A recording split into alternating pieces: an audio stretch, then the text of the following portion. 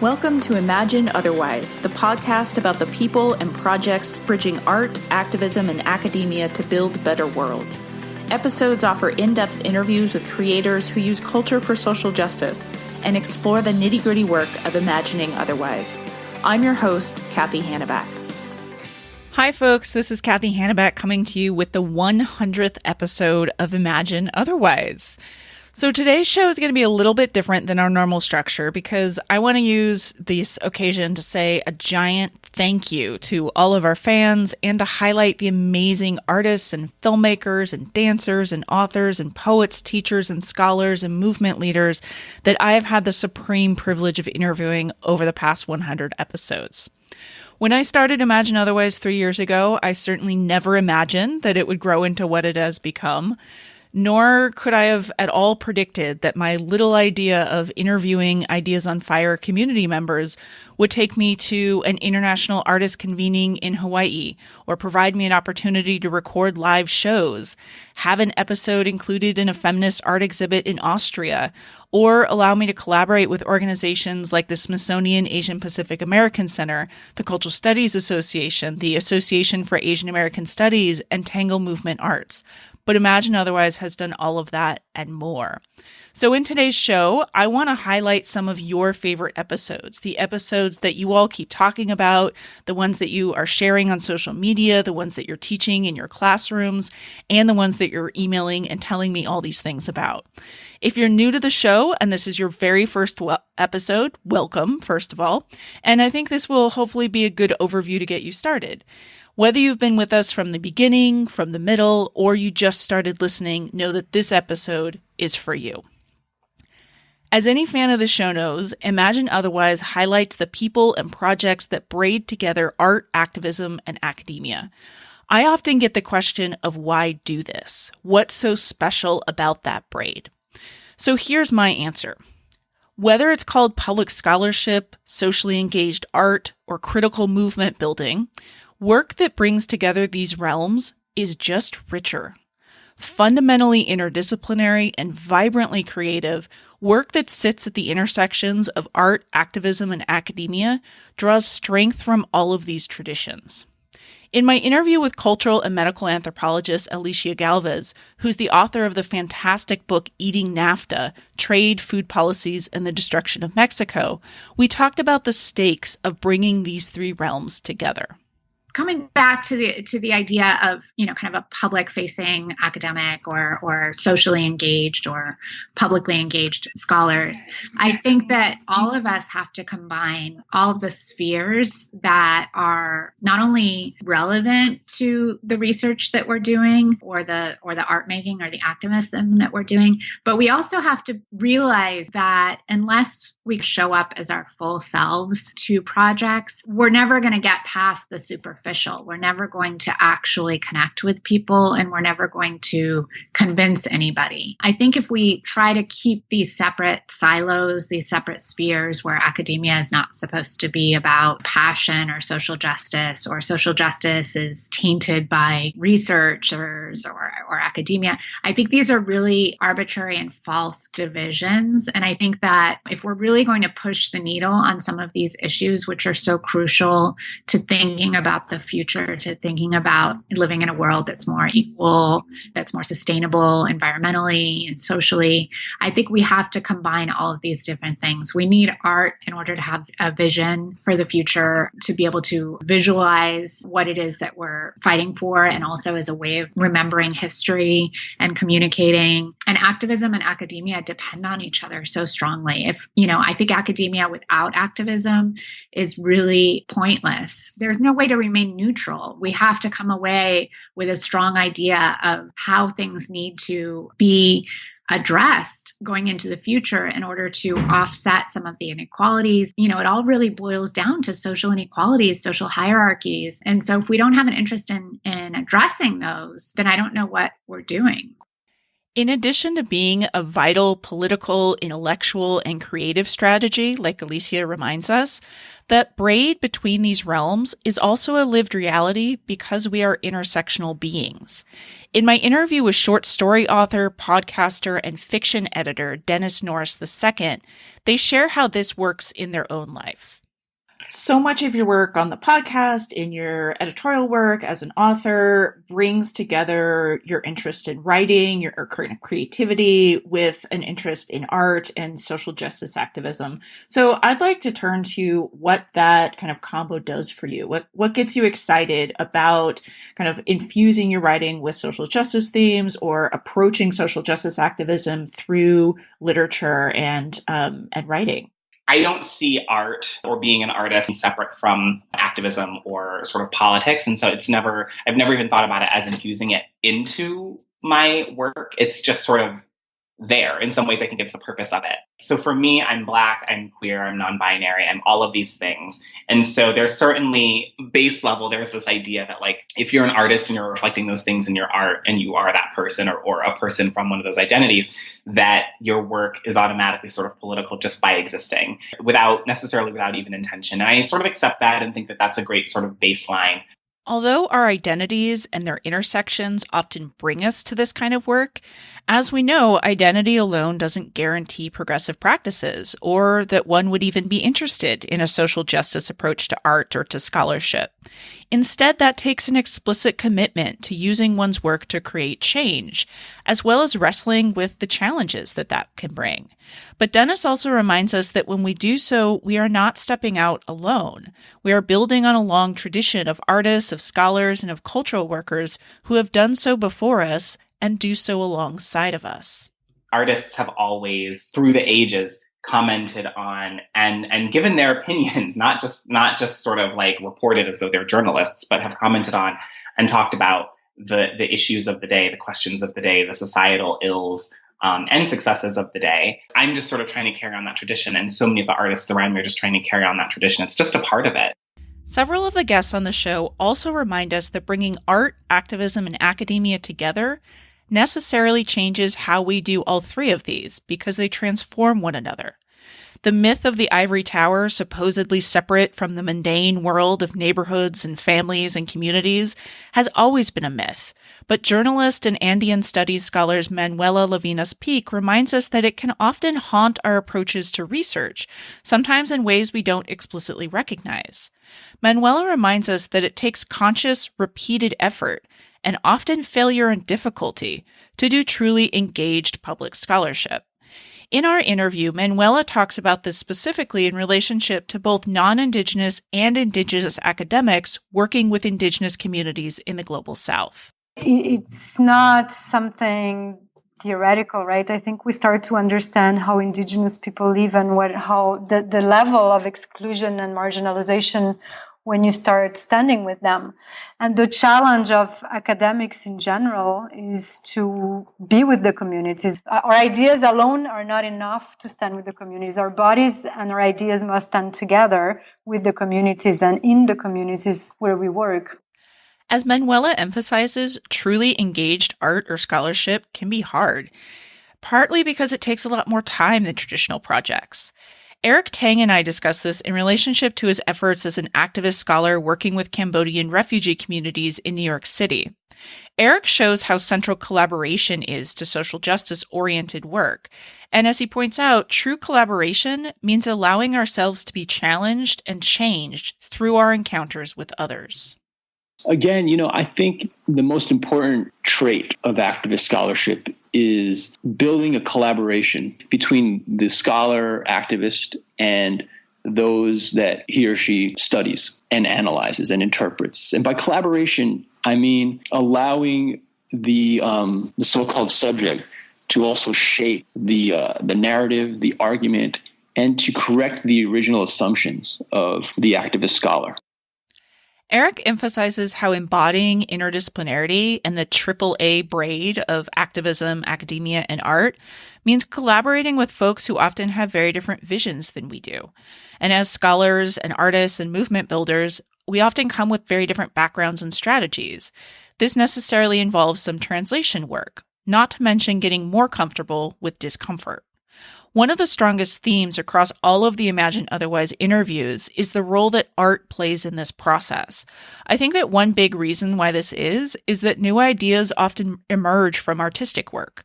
Art helps us see the world differently.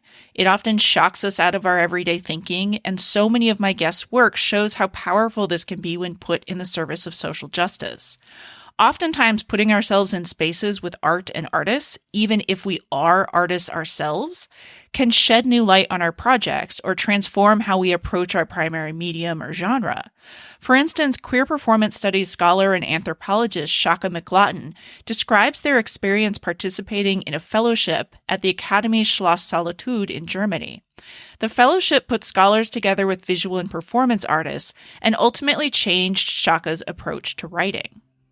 Academy Schloss Solitude is a cultural arts institution in Stuttgart, and it's been there for, I think, 35 odd years.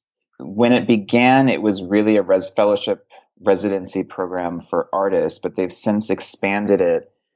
So you'll find other kinds of scholars and artists and people who kind of bridge the two like me there as well. The people are from all over. All of them are enormously creative. Many of the artists that I spent time with this summer would work in any medium that would help them get their point across, and I was literally blown away. It was inspiring in a way that even produced certain kinds of crises as I thought about my own practice and wanting to both return to more of a visual arts practice, but also the sort of changes that I'm making in my writing style, moving even more away from traditional academic writing than I have in the past, to think about kinds of writing that could extend beyond the text on a page. So moving things into the real world in the form of, material art, artifacts, or into the virtual world through web-based media. Sometimes new perspectives help us tell different stories or uncover different narratives, those that would be otherwise unnoticed from more commonly viewed angles. For instance, in my interview with Lauren Ryle-Smith, the director of Tangle Movement Arts, she explains how the queer feminist circus troupe tells different stories about women's relationships, communities, and bodies.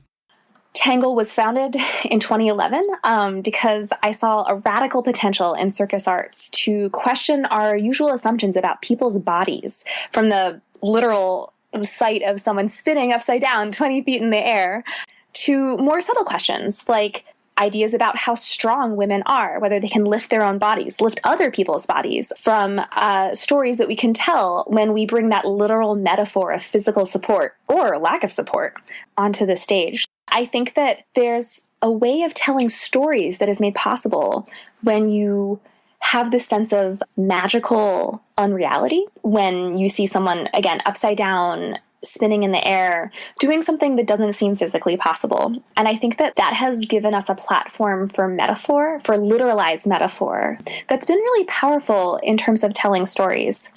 In addition to audiences being transformed by their encounters with art, some they've made, some of which is made by others, several of the curator guests on the show have emphasized that the architecture through which we encounter art shapes its radical potential or lack thereof. For instance, Amy Sadao, the director of the Philadelphia Institute for Contemporary Art, puts it this way. Museums should be a place where we can be in shared contemplation, if not conversation, about political issues, and that the work can be that kind of agent, and that artists themselves are political actors and are interested in responding to the present and helping us imagine a future that's not here. And of all of the public institutions, of which there are not that many in our culture, in our society, arts organizations really can be this public space where people from a lot of different backgrounds and a lot of different political stripes could actually engage with each other. And that's a huge project. It's way easier to say that and then to see events and projects and environments to invite like these broad swaths of folks to come together. And it has a lot to do with the commitment to programming too, and the kind whose work we're showing and why we're showing it.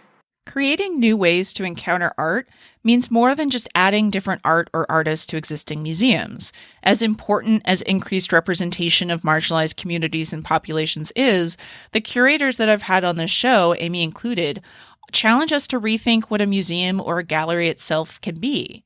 Through Ideas on Fire and Imagine Otherwise, I was fortunate to collaborate with the Smithsonian Asian Pacific American Center on the innovative Aikai Culture Lab in Honolulu, Hawaii.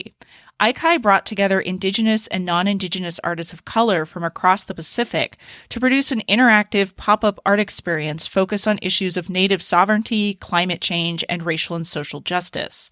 Curators Lawrence Men-Bowie Davis, Kaleva Correa, and Adriel Lewis are redefining what a museum experience can be with these amazing culture labs. Here's Adriel explaining how.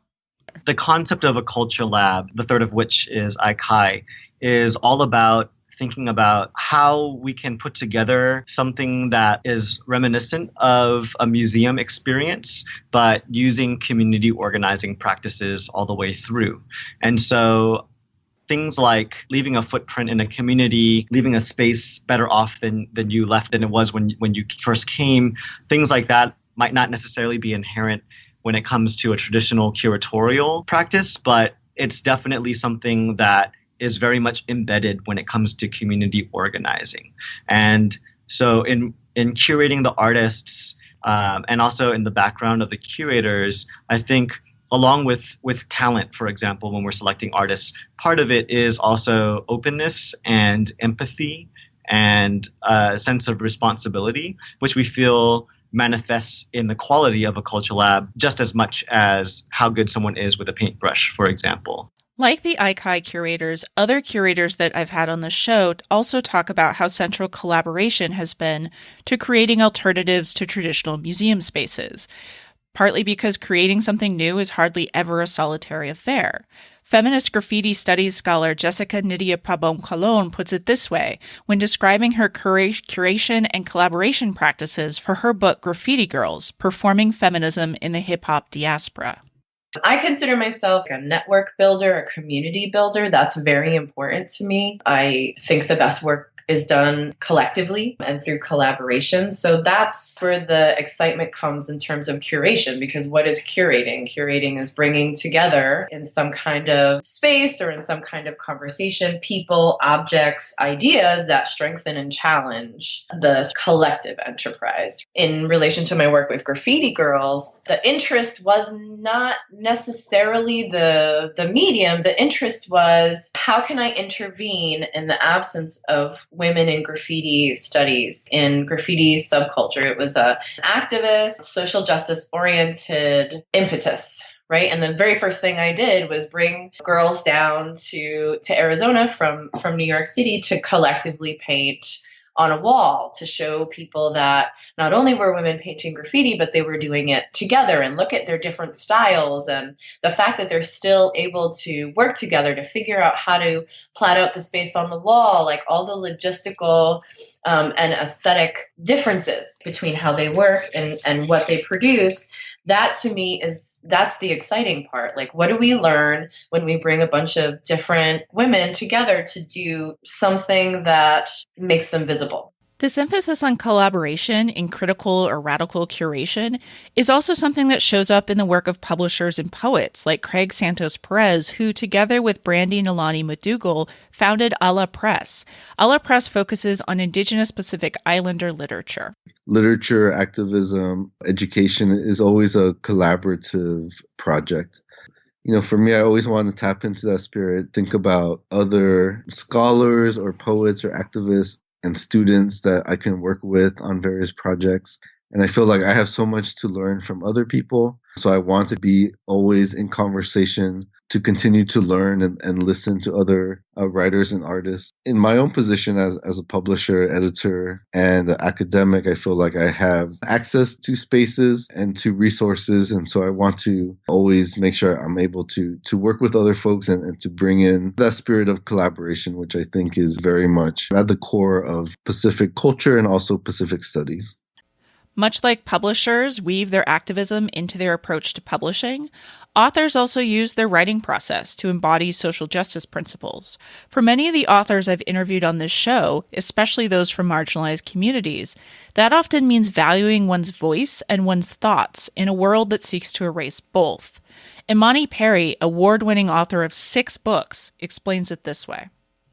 And then I also think to understand that the work of tending to one's work is actually tending to oneself. That when you have a kind of creative impulse or an intellectual commitment, when we talk about self-care, we tend not to talk about caring for that aspect of ourselves, and we tend not to recognize that is not either simply being selfish or doing the stuff we have to do, but actually caring for who we are. I think for me, it's an enormous privilege to live the life of the mind. And so I tend to it. And that means sometimes I don't do other things that I'm supposed to do. I don't do everything as well as I would like to do, as my kitchen today might attest. But I think it's important to care for who you are at the core. For me, a big part of that is being a writer and a thinker. In addition to valuing what one has to say, several guests emphasize the importance of redefining authorship and the writing process itself. Many challenge the capitalist and ableist demand for relentless productivity, a demand that's found across academia, the art world, and many activist spaces, unfortunately. Disability justice activist, poet, and memoirist Leah Lakshmi Piepzna Samarasina champions writing on crip time, drawing on the vast skills that disability communities and movements have cultivated. Know that you don't have to share what you're writing until you're ready. Like, you don't have to write a think piece in 48 hours. You can sit with it. You can put it in a drawer.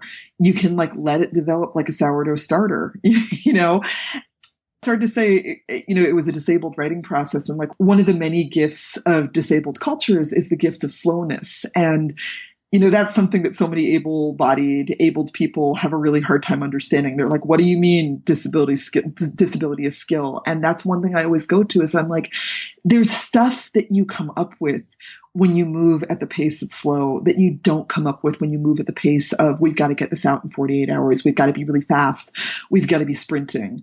And as a chronically ill, disabled person who moves really slowly and moves on sick time, there's ways that sick place of slowness. And I didn't just pop out a book in 2 years. It was on crip time. That allowed me to slowly be able to tell those stories. So I guess I would say to prospective writers, know that you can move at your own pace of survivorhood and slow.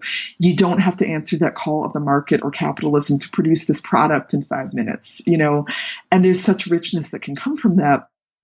Leah shows how developing alternative writing practices can be a way of imagining different relationships to power, not to mention a remarkably powerful collective strategy of resistance. Finding political resistance in the writing process itself is actually a theme that comes up a lot in a lot of my guests' stories. For instance, in how music studies scholar Francesca T. Royster approaches her own writing practice. I would love to have a world where everyone can be their full selves, whoever they are, in terms of sexuality, race, gender, in terms of ideas, creativity. Writing is, for me, a way of imagining that world because it's what makes me happy. And teaching and writing, I feel so lucky to have discovered them because I feel excited every day. Francesca uses writing and teaching to imagine and create new worlds, as well as to inspire others to do so as well. And as fans of the show know, imagining and creating different worlds is the core purpose behind this podcast. My favorite part of hosting the show is the interview question that I ask each guest at the end of the interview. One that gets at the heart of the podcast, of Ideas on Fire, and really everything I've ever done. What kind of world are you working toward? What kind of world do you want? I discovered the power of this question several years ago when I was teaching Amber Hollabau's book, My Dangerous Desires, A Queer Girl Dreaming Her Way Home, in a women's studies course. In the foreword, queer Southern novelist Dorothy Allison recalls the first conversation that the two of them had in a coffee shop, the one that confirmed for them that this would be a power femme friendship for life. Dorothy Allison writes, "Revolutions begin when people look at each other in the eyes, say, 'I want,' and mean it. We meant it." So as teaching this article, I asked my students what they wanted, what they really actually wanted for themselves and for the broader world. And at first, I got nervous gigglings and the brush off. Some made jokes about wanting a good grade in the class. But I waited. And then the outpouring came. These students wanted to build entirely different universes, and they wanted to use their whole selves to do so. They wanted to not have to cordon off pieces of themselves in the process. But most significantly, most of them told me that they had never been asked before. The guests that I have on this podcast, many of whom are senior scholars and world-renowned artists and leaders of entire transnational movements, they often echo this. They tell me that they've never been asked, and how much they love the opportunity to answer it on the show. So here's Nikiko Masumoto, who runs the Masumoto Family Farm, who's also a playwright and a rural arts activist who carries on the long tradition of queer Japanese American farming in California's Central Valley.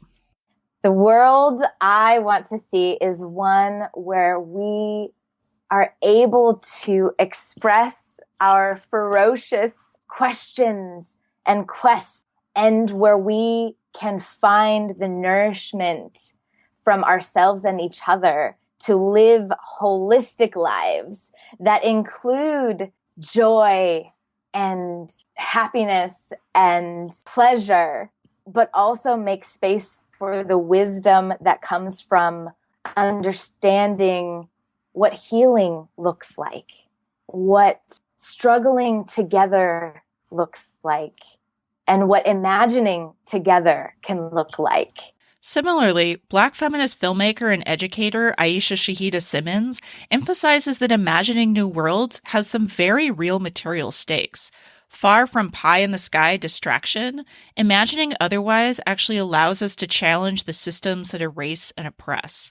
I want to co-create and live in a world where we can really dismantle this stuff, right? That we can dismantle racism. We can dismantle white supremacy and transphobia and homophobia and heterosexism, and where indigenous peoples have access to their land, where people who are immigrants do not have to fear being deported, where I don't have to fear being raped, beaten, shot because of my race, because of my gender, because of my sexual orientation.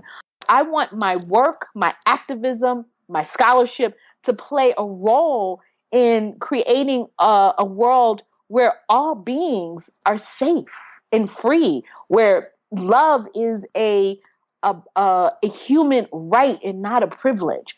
Ronak Kapadia, author of the book Insurgent Aesthetics, Security in the Queer Life of the Forever War, explains that it's not enough just to do our own imagining, however, our own creating, but it's also our job to inspire and nurture the imaginings of others. In that sense, I think I really do also take my cues from my late mentor, Jose Esteban Munoz, who talked about cruising utopia. Future-oriented utopian thinking is always tied to a materialist critique of the present, and that part of our job as educators, as writers, as organizers, as artists, is to identify and animate already existing kernels of political possibility that exist in the here and now, to nourish them, to grow them, to expand them, to share them with others. And so I feel like I'm always on a hunt for identifying those kernels of political possibility as they exist in the world around me, in the communities that I care about,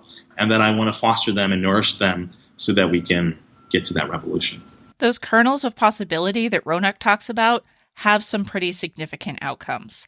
Here's professor and cultural producer Yaba Blay, creator of Pretty Period and professional Black girl campaigns that showcase everyday Black girl magic, on how building new worlds can mean thriving, not merely surviving. Ideally, a world where people understand the beauty of Blackness, that Blackness is not a bad thing. And I'm speaking not just to folks who aren't Black, but I'm speaking specifically to people who are, that we're able to look in the mirror and completely be in love with who we are. I think that generationally, many of us have taken on the kind of fears and anxieties of our ancestors, such that we're not sure how to celebrate us because we're so busy trying to quote unquote survive. And I'm like, we're bigger than just quote unquote survival. We've been surviving. We're thriving. Like, we're not going anywhere. And so I do my work for Black people. I do my work particularly for Black women and Black girls. And by Black, I mean all of us all over the diaspora. And so a world where we recognize our value and our beauty and our magic would be a beautiful world to me. Recognizing the value and beauty of communities is also something that Leah Lakshmi Piepzna Samarasina is working towards when she collectively builds a world beyond ableism and colonialism, including how they shape people's relationships to their own and to other bodies. In my decolonized disability justice future, I want worlds where there is no one right or wrong way to have a body. We get to be born as all of the multiplicitous body minds that we are. I want a decolonized revolutionary world where we are welcomed and where we are thanked for being here. And I cannot wait for that world. And I cannot wait for the sick and disabled, neurodivergent and deaf folks who grow up in that world where they have only been known as gifts and as treasures and as being able to be complicated, imperfect people who have what we need to thrive. Yeah, that one. I want that future. Linguistic anthropologist and Indigenous studies scholar Jenny L. Davis explains how her work revitalizing Chickasaw language is a crucial way that she imagines and creates otherwise. Broadly speaking, across all of my different areas of activism, it's usually centered around the goal of allowing Indigenous people to exist, so literally to live, and then also to be able to maintain and practice our cultures and our epistemologies, the things we've handed down from generation to generation, and also the new innovations we make on our own terms. In terms of language activism, that means allowing my community and others to celebrate and practice and learn or create new areas with our languages and culture, again, as a response to a long history of having those be the target for elimination. And within the Two-Spirit world, that usually centers around addressing all of the things that provide barriers to living to be an adult or even to old age. There are a number of barriers that make that very, very unlikely for most of us. So a world in which we all get to be elders. And finally, Puerto Rican performance studies scholar Sandra Ruiz reminds us that imagining and creating new worlds doesn't mean having a pristine or unchanging vision. Instead, it means embracing plurality, complication, and messiness. Oh, this is why I love your podcast. I want to be in any place and in any space and in any dimension where I'm allowed to dream. I mean, when do we get asked to dream, right? We're never told, all right, swing higher. It's always settle down, relax, let's not. We can't. And I'm kind of frustrated by that world. So I want to live in a world where the right to be human also means the right to be plural, complicated, filled with nuance and ambivalence, along with relentless conviction and undying compassion. I also want to live in a world where collaboration and collectivity surpass the corporation and where we're all fascinated by what we can't even see. I want to use curious methodologies and invent dirty theories, translate philosophy to fit my life world, and establish spaces for artists or the creatives to help us get out of the mess we've created of our present situation. So what do I want? I want all of these worlds and more. I want more of us.